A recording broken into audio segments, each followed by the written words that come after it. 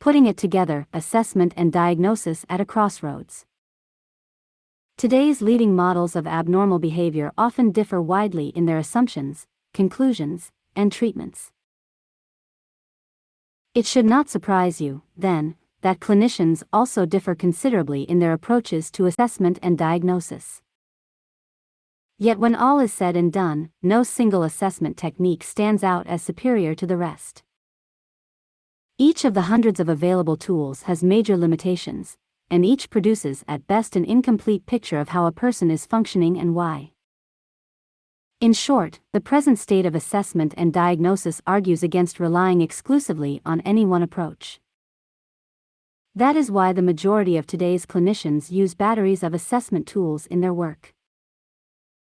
Some of these batteries provide invaluable information and guidance, as in the assessment of Alzheimer's disease and certain other disorders that are particularly difficult to diagnose.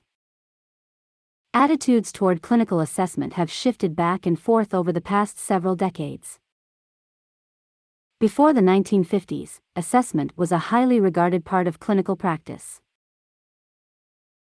As the number of clinical models grew during the 1960s and 1970s, however, followers of each model favored certain tools over others, and the practice of assessment became fragmented. Meanwhile, research began to reveal that a number of tools were inaccurate or inconsistent. In this atmosphere, many clinicians lost confidence in and abandoned systematic assessment and diagnosis. Today, however, respect for assessment and diagnosis is on the rise once again. One reason for this renewal of interest is the development of more precise diagnostic criteria, as presented in the current and future editions of the DSM. Another is the drive by researchers for more rigorous tests to help them select appropriate participants for clinical studies.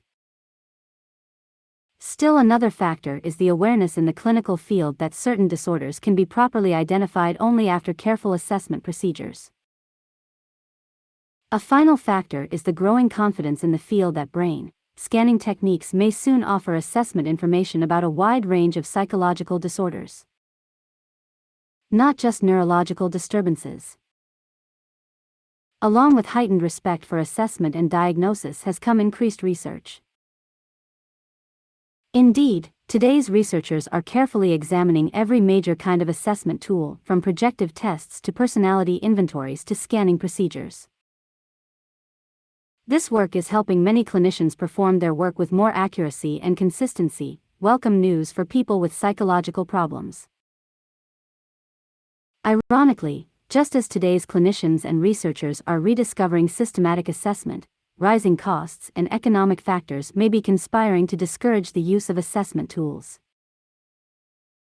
Insurance parity and treatment coverage for people with psychological problems are expected to improve as a result of recent federal parity laws and the Affordable Care Act.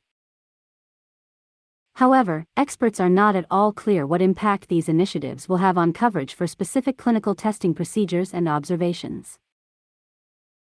It is feared that such procedures will continue to receive only limited insurance support, which forces will ultimately have a stronger influence on clinical assessment and diagnosis, promising research or economic pressure. Only time will tell. Finally, the practice of assessment and diagnosis of psychological disorders is expected to be affected tremendously by the use of DSM-5.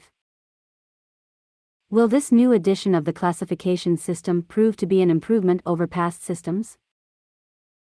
Will it be embraced by more clinicians? Will it unite or divide the clinical field?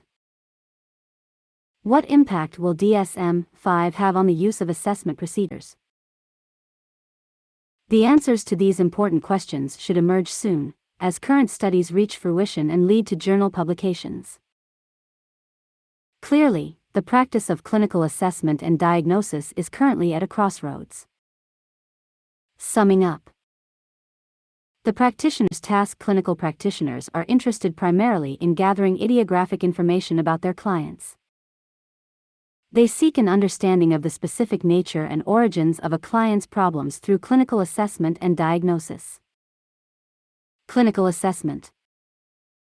To be useful, assessment tools must be standardized, reliable, and valid. Most clinical assessment methods fall into three general categories: clinical interviews, tests, and observations. A clinical interview permits the practitioner to interact with a client and generally get a sense of who he or she is. It may be either unstructured or structured. Types of clinical tests include projective, personality, response, psychophysiological, neurological, neuropsychological, and intelligence tests. Types of observation include naturalistic observation and analog observation. Practitioners also employ self-monitoring. Clients observe themselves and record designated behaviors, feelings, or cognitions as they occur. Diagnosis. After collecting assessment information, clinicians form a clinical picture and decide upon a diagnosis. The diagnosis is chosen from a classification system. The system used most widely in North America is the Diagnostic and Statistical Manual of Mental Disorders, DSM, a classification system currently written by the American Psychiatric Association, APA. 2013. Most other countries rely primarily on a system called the International Classification of Diseases, ICD, developed by the World Health Organization, which lists both medical and psychological disorders. DSM-5. The most recent version of the DSM, known as DSM-5, lists approximately 400 disorders.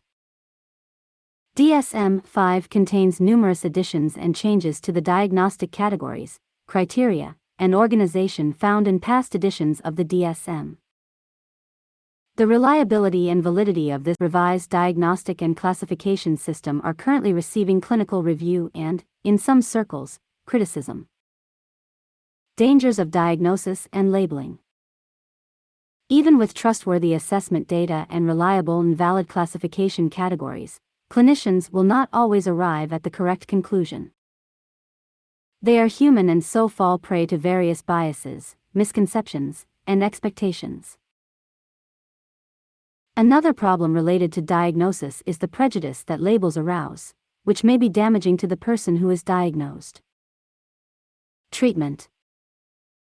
The treatment decisions of therapists may be influenced by assessment information, the diagnosis, the clinician's theoretical orientation and familiarity with research, and the state of knowledge in the field. Determining the effectiveness of treatment is difficult because therapists differ in their ways of defining and measuring success. The variety and complexity of today's treatments also present a problem. Therapy outcome studies have led to three general conclusions. 1. People in therapy are usually better off than people with similar problems who receive no treatment. 2. The various therapies do not appear to differ dramatically in their general effectiveness. And 3. Certain therapies or combinations of therapies do appear to be more effective than others for certain disorders. Some therapists currently advocate empirically supported treatment, the active identification, promotion, and teaching of those interventions that have received clear research support.